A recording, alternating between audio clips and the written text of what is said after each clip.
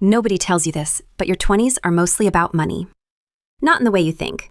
Not the spreadsheets, not the apps, not the guy on TikTok yelling about coffee.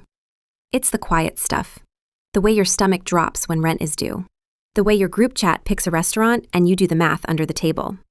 The way you say, "I'm good," when your friend asks if you want to split the Uber.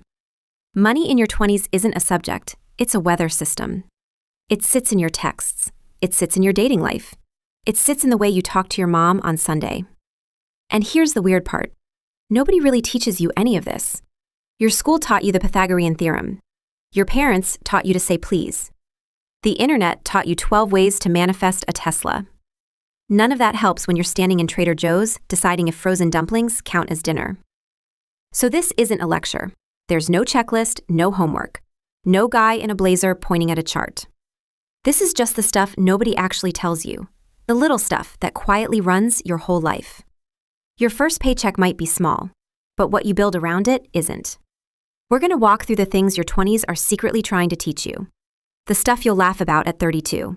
The stuff you'll wish someone had whispered to you at 23. Ready? Cool, because we have to start with your family. Specifically, the absolute circus your family ran around the topic of money. Quick question. Remember the "do you think money grows on trees" speech? Yeah, there's always a dad who said it. It's required. They hand it to him at the hospital with the baby. We've all done it. Asked for a snack at Target, got a speech about the Great Depression. Asked for new sneakers, got a story about somebody walking to school in a blizzard wearing one sock. That's how money showed up in our houses, not as a topic, as a vibe. Think about it. We've all watched a mom clip coupons even when she didn't need to. Even at the good grocery store. Even when the coupon saved her 40 cents and she spent 20 minutes finding it. That wasn't about the 40 cents. That was about something else entirely. We've all known a grandma who kept cash in weird places. In the freezer, inside a coffee can, taped under a drawer, folded into a Bible nobody opened. You'd find a 20 in a winter coat in July and she'd just nod like, yes, that's where that goes. We've all had that aunt. The one who whispered when she talked about money, like she was telling you somebody died. Did you hear what they paid for that house? Don't tell anyone, but he makes good money now. Why are we whispering? We're literally in a kitchen. And every Thanksgiving, there's an uncle cornering somebody by the green bean casserole, pitching them on Amway. He has a binder. He always has a binder. Here's the thing nobody points out. None of this was a lesson. Nobody sat us down, nobody explained anything. But we absorbed all of it, every whisper, every coupon, every speech about the trees. What actually matters isn't what our parents taught us about money, it's what they showed us when they thought we weren't watching. The sigh when the mail came. The way they got quiet at restaurants when the check arrived. The fight in the car on the way home from the grocery store that wasn't really about the grocery store. We all grew up with a money accent we still can't hear.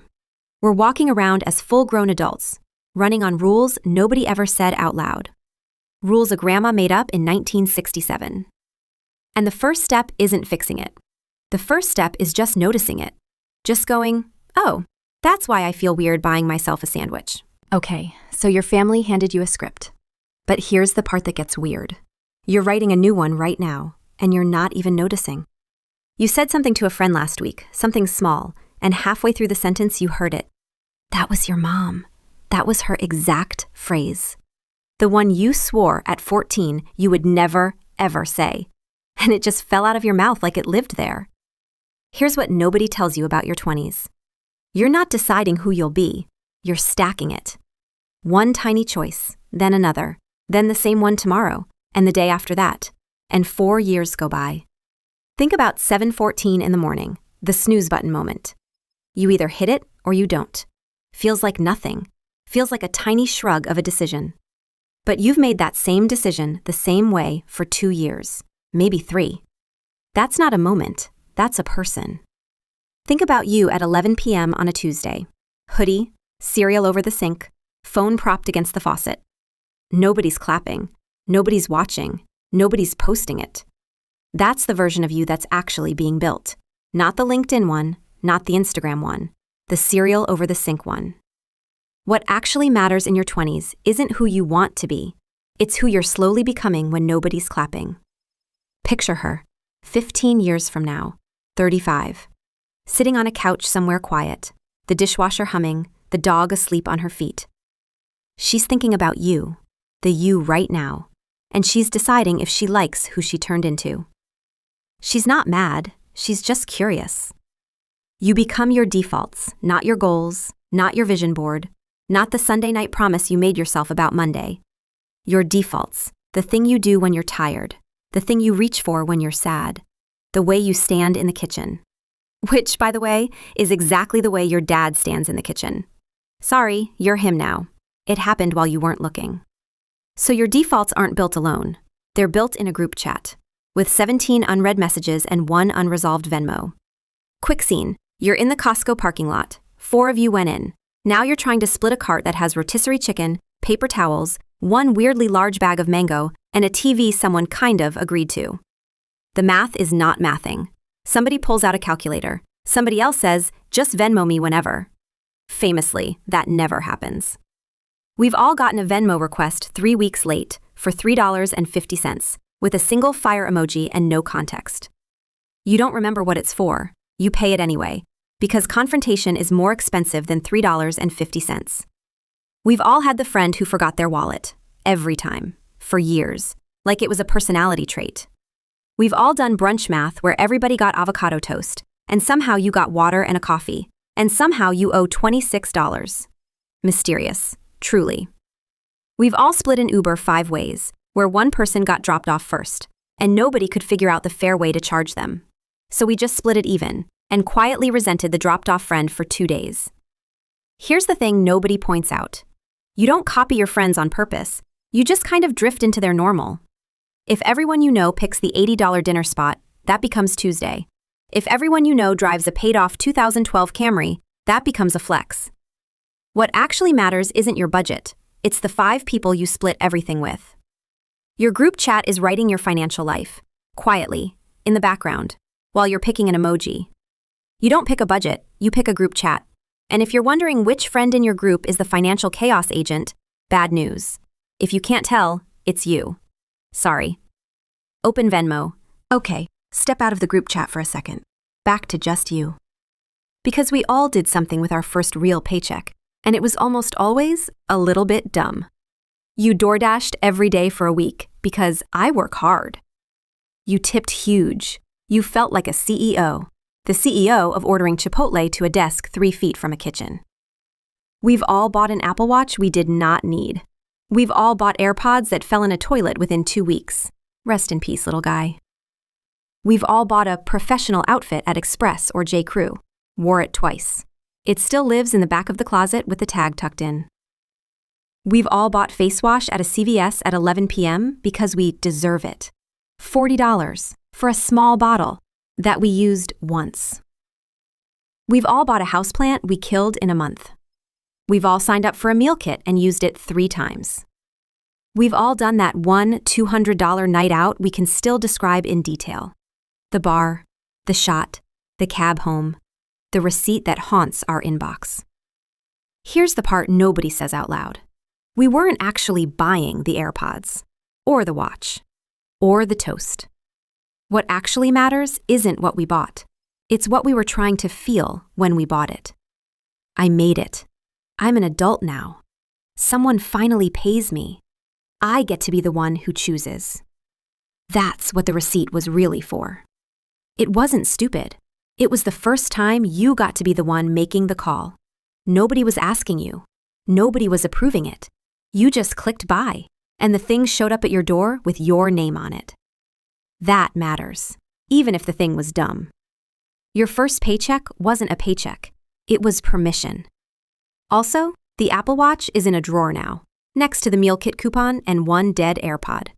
We know. We see you. Chapter 4 was about what we bought. This one is about what we feel when we can't. You know the half second before the balance loads on the app?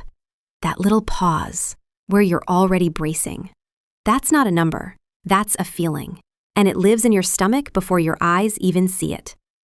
We've all held our breath while the card runs at the gas station, pretending to look at our phone, watching the little screen out of the corner of our eye, waiting for it to say approved. We've all redone the math in our head before tapping order on DoorDash 3 times, as if the total was going to change. We've all checked our account 3 times in a row, hoping the number moved. It didn't. We've all had a text from the landlord we didn't open for 2 days. The little red dot just sitting there, heavier than it should be. And once card declined happens to you once, even one time at a Trader Joe's behind a woman with 2 kids, it lives in your body forever. After that, every card tap has a tiny flinch in it, even when there's plenty in the account. Here's the part we don't say. Money isn't in your bank app. It's in your shoulders, your jaw, the way you walk a little faster past the restaurant windows you can't afford. What actually matters isn't your account balance. It's the way your body feels 3 seconds before you check it. The shoulders that drop when a friend says, "No, I got it." The little flinch when someone says, "Want to grab lunch?" The Sunday night dread that's actually about Tuesday's rent. That's the real money, the one nobody put on a spreadsheet. Money is a feeling before it's a number. And the weird thing is, once you can name it, it gets a little quieter. Okay, so we know the feelings stay quiet. But here's where it gets really funny. We've all rehearsed a raise conversation in the shower. Full script, hand gestures, the whole thing. Then we walk in, sit down, and say, "Yeah, that sounds great." Half of money in your 20s is a courage problem wearing a math costume. Think about it. The waiter brings the wrong order. We just eat it, quietly, like a hostage. And then there's the big one. What are your salary expectations? We blurt out a number 12 grand too low. Then we smile. Then we cry in the parking lot. And our favorite move? The friend orders the steak, we ordered the salad. They say, "Split it 50-50?" We say, "Yeah, totally." Then we don't sleep for 2 days. What actually matters isn't how much we make. It's whether we can say the number out loud without our voice going up at the end. Asking is a skill, not a personality. Nobody was born good at this. Our parents weren't. Their parents weren't. We practice it the same way we practice anything else. Badly, out loud, alone. And the next time we call Spectrum to cancel, we will somehow leave with 3 new channels and a landline. Okay, so courage is hard. But here's the trick. The people winning at this don't actually need the big conversations. They just made boring choices for a really long time. We've all known a guy. Drives a Tacoma. Same one since 2014. Never had a side hustle.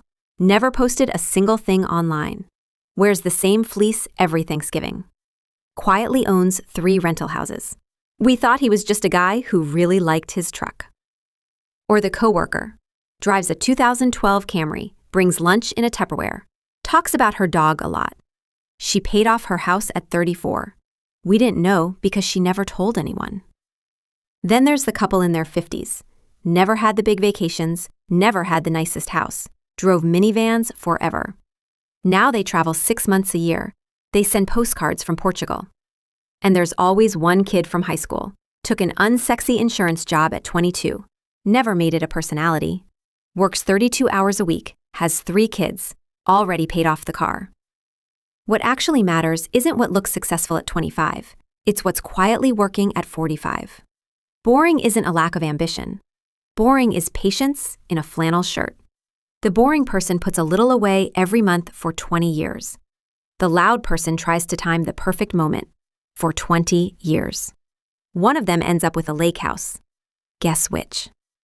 Boring is the longest cheat code in the book, and we've all secretly judged a boring relative at Christmas. They were right the whole time. They knew. They just didn't want to make it weird. So boring works. Which is why we tell ourselves smart-sounding lies to avoid doing it. I'll start saving when I make more money. Everyone says this. Nobody does it. Then the raise comes and the lifestyle eats it. I'm too young to think about retirement. The math hates this one. Quietly, from across the room. And the big one. I'm just not good with money. We treat that like a personality trait. It's not. It's just unfamiliarity wearing a costume. What actually matters isn't sounding smart about money. It's noticing when we're using smart words to avoid doing something easy. These aren't dumb things other people say. These are things we say. All of us, including the friend who confidently explained crypto at brunch. The next month it was down 60%. He hasn't brought it up since. The smart-sounding lie is the one we tell ourselves, usually right before we don't do the thing. And I'll start when I'm older has been 7 years now. We are older. This is older. Hi. We just spent a chapter on the lies our heads tell us. Here's the one truth that hurts. So picture her again. Future Sage, 38 now. Tuesday night, the kitchen. One light on over the sink. The dishwasher humming. A mug going cold on the counter. She's deciding whether to take the meeting tomorrow she already hates. She's deciding whether she can afford to say no. And here's the part that's hard to sit with. That decision wasn't made tomorrow morning. It wasn't made tonight. It was made 15 years ago, on a Sunday. A Sunday that felt like absolutely nothing. The Sunday you almost opened the account and decided to wait. Here's the part nobody says out loud. $200 a month starting at 23. By the time she's 65, that's roughly the price of a house. Wait 10 years to start, same $200 a month. By 65, it's roughly the price of a used sedan. Same person, same effort, 10 Sundays of difference. And before that lands wrong, listen. The math doesn't care about your shame. It doesn't care about the years you didn't know. It doesn't care that nobody taught you this in school. It only cares about your Sundays. This isn't a threat. This is the only good news in the video. Because if a Sunday made the problem, a Sunday can unmake it. So here's the one thing. Open the account, this Sunday. Not next month, not when you make more, this Sunday. Any amount, $20 is fine. The number isn't the point, the start date is the point. We've all said it. I'll start when I have a real plan. Remember the last time you waited for ready? It never showed up. Our brains will genuinely tell us, I can't start saving $20 a month until I have a real plan. As if time is going to check our credentials at the door. Time doesn't care about your feelings. It only cares about your Sundays. So that's the math. Here's why the math matters. Picture her one more time. 42 now. Saturday morning. A folding chair at the edge of a soccer field. Wet grass. A coffee going lukewarm in her hand. Her kid chasing a ball through the morning fog. She's not thinking about rent. She's not thinking about the credit card. She hasn't thought about money in 3 weeks. That silence is the wealth. Everything in this video was about buying that silence. What actually matters in your 20s isn't getting rich. It's getting quiet. Building a money life that doesn't yell at you anymore. Money sleeps when you sleep. The boring choices keep working in the dark. The auto transfer doesn't care if you're awake or tired or sad. It just keeps showing up. Every Sunday. Forever. That's the whole trick. You stop having to think about it. And one Saturday, years from now, you're at a soccer field, and you realize you haven't checked your balance in a month. Wealth is the silence money buys. The system is simple. The patience is the hard part. Future Sage is already at that soccer game. Go build her the quiet. If something in this hit subscribe. Next time, every level of a sales career. What each rank actually pays, what most people do wrong with the money, what it really costs to climb. See you there.